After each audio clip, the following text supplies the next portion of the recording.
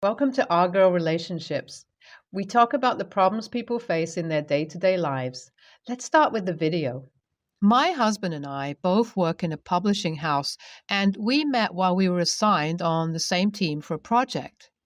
The project was later scrapped, but we enjoyed each other's company while we were working together. He asked me out as soon as our team was disbanded, and we hit it off on our first date. I dated him for about 2 years before he eventually proposed to me. I did feel like it was a little too soon, but he kept saying he's sure I'm the one for him and he wants to spend the rest of our lives together. Thinking about the things he said now makes me gag, and I want to hit myself for being so naive. I fell for his words, and he walked out on me when it wasn't all rainbows and sunshine. We were married for a year, and I had no plans of having a baby anytime soon. I'm 28 for crying out loud, and I'm too career-driven to even think about being responsible for another human life. I was nowhere ready to be a mom, but life doesn't always go as you plan. I found out I was pregnant. It was accidental and a shock that changed my life entirely. One day I was living my 20s like there's no tomorrow, and then suddenly I had to make the decision whether or not I wanted to keep the baby. No matter how much I hated the fact of being a mother or how not ready I was, I couldn't just decide on a whim to abort the kid, and it wasn't completely my choice either. Of course, I had the final say, but my husband got to weigh in on the matter. It took us about a week to process the information that I'm actually pregnant, and then the fight started. I wasn't ready and didn't want to be a mom. My primary reason was my career. I took up the position of head manager for our editing team, and my husband started working under me. That in itself was a source of some tension between us. Then we disagreed on whether or not to keep the child. My husband said it's the right time and he wants to be a father.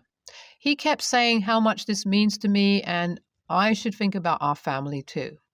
I, on the other hand, kept thinking that if I had the baby, I'll have to take a break from work, and the first year as a new head is a crucial one. Moreover, how could I bring a kid into this world when there was a chance I might not be able to be the best mom? Doesn't that innocent unborn child deserve a good family? So we kept circling around the same points and kept fighting. Eventually, he said that he'll be a stay-at-home dad, and I wouldn't have to give up on anything. He said he'll take the leave so I could return within a month. He kept saying how this family is above everything else for him, and eventually we decided to have the baby. I noticed things started to change in the 7th month of my pregnancy. My husband was beginning to alienate from me and would work overtime. I questioned him a few times about his behavior, but he kept saying it's all in my head and it's the hormones making me delusional. I was a fool to believe maybe it really was just my messed up pregnancy hormones and I'm overthinking things. It was true because I had nothing to do at home all day. I kept watching Netflix and ordering food. The only time I was active was during the yoga sessions, so I ignored all his behavior and tried to control my mood swings too. I was also feeling guilty because my husband had to deal with my mood swings, which were quite a wild ride, to be honest. Well, I gave birth 3 weeks ago, and I realized my relationship has gone past the point of saving when I was alone at the hospital. If it wasn't for my mom and my BFF, I wouldn't have made it through the delivery. We kept calling my husband, but he didn't pick up his calls, and his phone eventually went off. The whole time, post-delivery in the hospital, I kept thinking about what could be the reason that he couldn't even manage to tell me.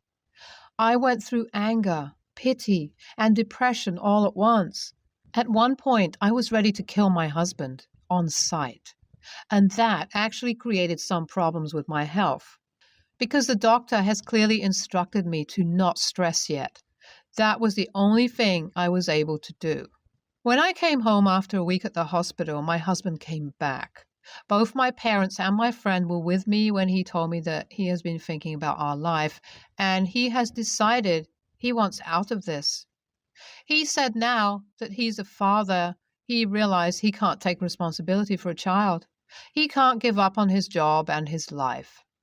He said the last few months were miserable and that made him see he doesn't want to live this kind of life. That was enough to send me over the edge because I charged at him, and if not for my dad holding me back, I would have definitely broken his jaw at the very least. But I'm glad my dad held me back because I avoided a lawsuit there. I was pissed because he was the one who said he'd shoulder everything so I don't have to completely give up on my life. He said we'll be a family and I wouldn't ever be alone and he couldn't even make it through the pregnancy. But I wasn't going to just sit back and let him have his way, so I did the only thing that was under my power. I was the head and he worked under me. I had full power to choose my team, so I fired him. The publishing house was a small sublet of a Penguin house, so the entire office was managed by the senior manager, who's the only one above me. It was a good thing he let me handle the hiring and laying off process. Anyway, that was 3 weeks ago. I wrote here today because my husband came back crying to me. Word travels fast in our industry, as not a lot of media houses are active nowadays. I guess he was having trouble getting a job, and after I filed for divorce, he knew childcare alone would make him go broke. So he crawled back to me apologizing for his behavior. He said he was confused and didn't know any better, but I didn't believe a single word out of his mouth. I told him there's no way I'm taking back the divorce case or letting him come back into my life. I didn't think about my daughter, who is going to have to grow up without a father, and kicked him out of my house. Am I an a-hole for doing that when he did come back, or did I go too far in punishing him? In my opinion, he deserves everything that's coming his way, but I need a third person's opinion who isn't involved personally in our lives. So a lot of you are saying I'm a doormat and an a-hole. I know what my faults are without you pointing them out. I did listen to my husband, and that's where it all went wrong. It's true that I was neither ready nor wanted a baby yet in my life, but that doesn't mean I never wanted to start a family. My husband did convince me to keep the baby and start a family, but now that he's gone, I'm in no way going to abandon my daughter. I love her, and she's my responsibility. Yes, I regret that I have to make a lot of sacrifices for her, but just because I'm regretting some things, it does not mean I'm going to let her starve to death. In the end, the choice was mine, and I'm going to see it through. As for my husband, he can rot for all I care. He did try to contact me a few more times, but I've blocked his number. The only time I'll talk to him will be in front of a judge and my lawyer. He made his choice, and no amount of crying, pleading, and apologizing is going to change it. I was not sure if I'll be able to raise this child alone, but thankfully I have people in my life who are willing to step up and help me out. It was getting harder for me to look after Emily, that's what I named her, while recovering from pregnancy myself. I ended up breaking down in front of my mom, and she decided then and there that she's moving in. I was so grateful to her because I'm the kind of person who'd never ask for help and would only accept it when it's offered. My mom knows that about me and didn't even leave me a choice in the matter. Since she started staying around 24/7, I was able to catch a break. It's been 2 months since I've joined back at the office, but for the first 6 weeks, I was mostly working from home. Now that my mom is around, I'll be able to go back in person and have a better handle on things. I was afraid that I'll have to quit altogether for a while, but I'm glad things are working themselves out. My divorce is still hanging in the air, though. After my husband realized that I'm not going to take him back, he started fighting for the custody of Emily. I guess he was thinking he'll be able to negotiate with me like that, but I'm not backing down. Both my parents and my friend were there when he declared he doesn't want to be a father. and they testified for it. I just wish this cursed case wouldn't drag out anymore and I can get him out of my life permanently. I finally got the divorce and custody of my kid. I refused to back down, and I think my husband was losing a lot of money over this, so he finally agreed to let me have full parental rights. He gave up on any kind of visitation rights and said he doesn't want anything to do with Emily. I could see the look of disgust on the judge's face as she declared the conflict closed. Now, the only thing that connects me to my ex-husband is the monthly childcare he'll be transferring to my bank account, and I couldn't be happier about it. Finally, he's out of our lives, and I can start healing and moving on.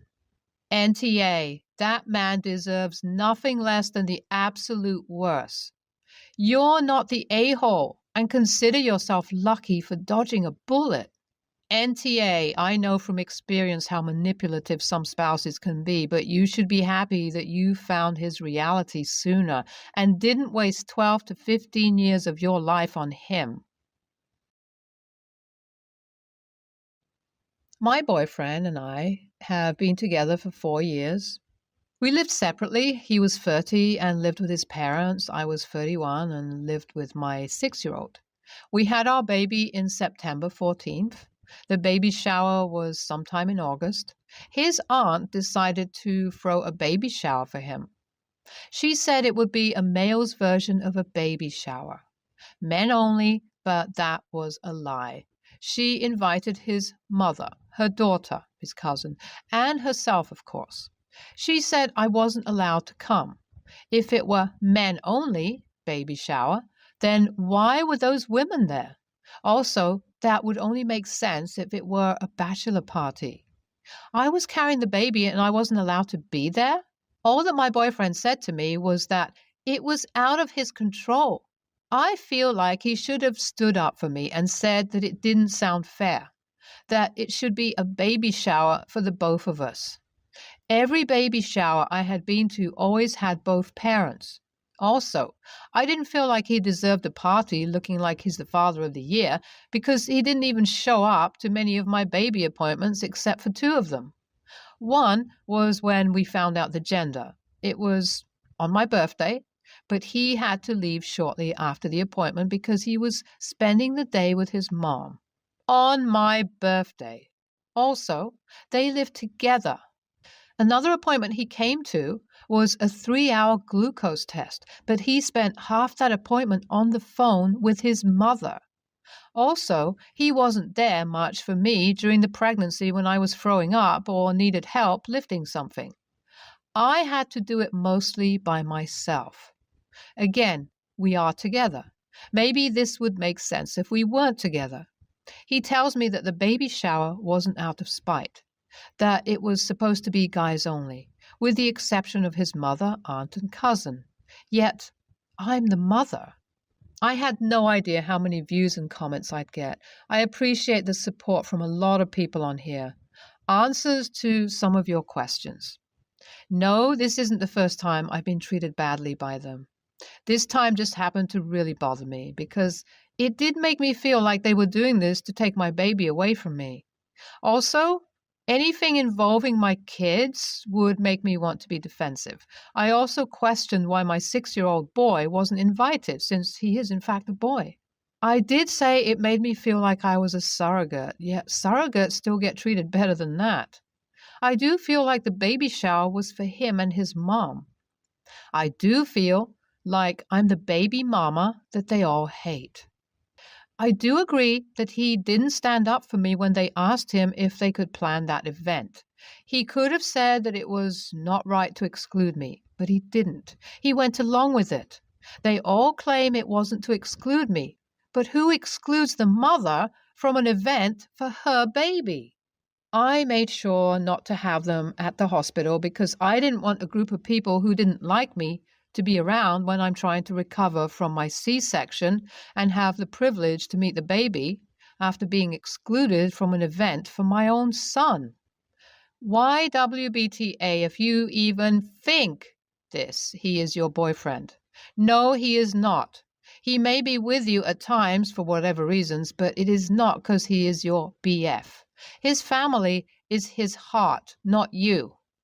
You need to start working with legal authorities, attorneys, to get some child support paperwork in order and make sure you get legal custody. I can see his mommy pushing him for custody so she can be mommy to this baby, not you. Your 6-year-old is watching this unfold, learning from you what a true relationship is.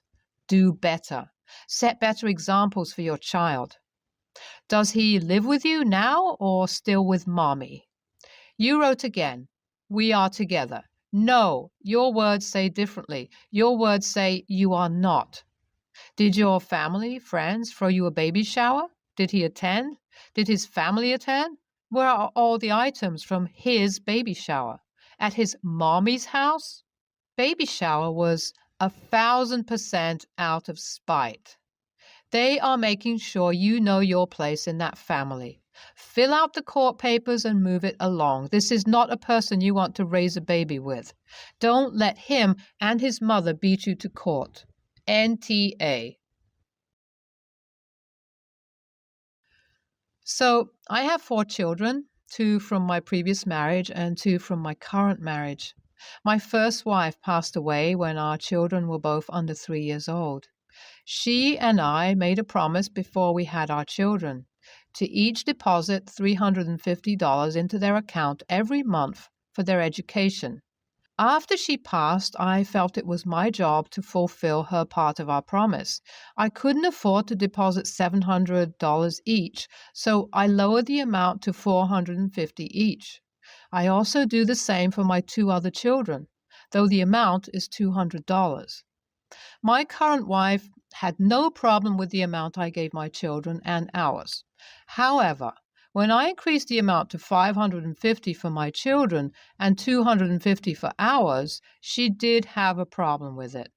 She finds it unfair. I gave my 2 older children $100 and our 2 other ones just $50. I explained to her why it's $100 more for my 2 oldest. Their mother is no longer alive to fulfill her promise, so I'm doing it for her. It's $50 from me and $50 from her. She still thinks it's unfair and finds it annoying that my dead ex is dictating our finances. She said I should treat all my children equally and give them an equal increase. I explained again that I'm their only parent and they only have me to save up for their future. Our children still have 2 parents to save up for them.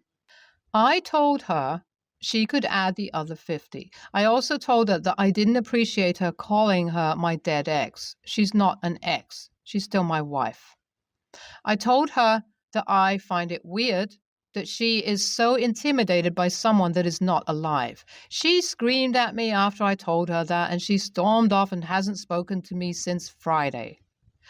I'm having some doubts about my decision now. It might sound fair in my head, but my younger 2 might feel they're being treated unfairly.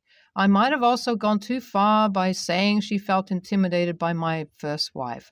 I was just a little frustrated, so AITA for giving my oldest 2 more money? NTA, your wife calling your deceased wife your dead ex is a massive red flag. She probably let it slip out of anger, but nonetheless, she clearly has some built-up feelings on the matter that she's held in for a while. I don't know how other financial matters are arranged in your family, but I don't think you're wrong for wanting to pay what your previous wife would have contributed. I think it's very sweet, and I find it really unfortunate that your current wife does not see it that way. In my opinion, YTA, the agreement for her to contribute to her children each month was appropriate when she was alive. Now that she's not, you took it upon yourself to continue doing the monthly payments. You are continuing the tradition. She is not here to contribute herself. You now have a new wife who apparently is not doing monthly payments toward the kids. Any money you're earning today is with your new wife. Your kids absolutely will not understand why half of them get substantially more money. They will think you only care about your first two kids, and your wife is right to be upset. Do it equally or not at all. It would be one thing if your wife left money behind. That would absolutely be appropriate to give to her kids only. But to go out of your way to ensure your kids get more of your money is an move. YTA. Your new wife is contributing $150 to her kids only. That means you should only consider $150 more for your kids after your contribution among all children is exactly the same amount. The base pay that comes from you needs to be equal. Then wife payments considered after. YTA because your contribution is purposely higher for your two first children, and you are using your deceased wife as an excuse. YTA. YTA. The promise to the first wife was not contingent on it needing to be 700. It was the principle behind it that it should be for education, but you have 4 kids now, and they should be treated equally. It's unfair to give the 2 youngest less, and you know this. You don't need me to tell you that. The whole 2 parents of the other 2 things, I don't buy either. Don't you have joint finances? I can see why your wife is